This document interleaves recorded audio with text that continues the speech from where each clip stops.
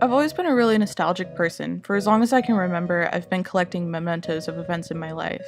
I'm constantly documenting my life in pictures, videos, even playlists of music that reminds me of events or time periods in my life. For example, I've been keeping playlists by season since I was 14 years old.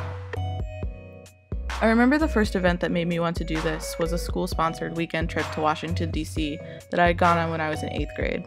I'd recently met two of the girls who had become my best friends through high school and beyond, and luckily for me, they were on this trip as well. It was bitterly cold, everything we went to see was covered in several feet of snow, and my friend lost her phone. The hotel we stayed in was frankly disgusting, but we still had the time of our lives. My roommates and I had fights throwing the hotel ice cubes at each other. One night we had 13 people sleeping in our room. Carly and I tried coffee for the first time and couldn't sit still for most of the ride home. It was kind of like a first taste of independence. Well, except my mom chaperoned, but she left us alone, and that's how we got away with having 13 people in our room. In the weeks that followed our return to Ohio, I was constantly looking through the pictures I took and listening to my playlist of music I've been listening to on the bus rides.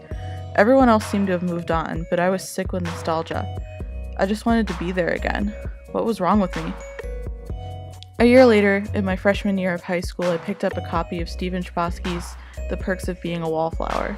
You may have read it or seen the movie. It tells the story of Charlie, who is also a high school freshman. I think what made this book resonate with me so much is how similar my place in life was to the main characters. Like me, Charlie was very introverted and starts off as a bit of a loner, but then he meets Patrick and Sam, who are seniors. In one of the more memorable scenes of the story, Charlie is in a truck with Patrick and Sam, driving through a tunnel headed for the city. Fleetwood Mac's Landslide's on the radio. Charlie turns to Patrick, who's driving, and he says, "I feel infinite." When I read that part in the book, it clicked.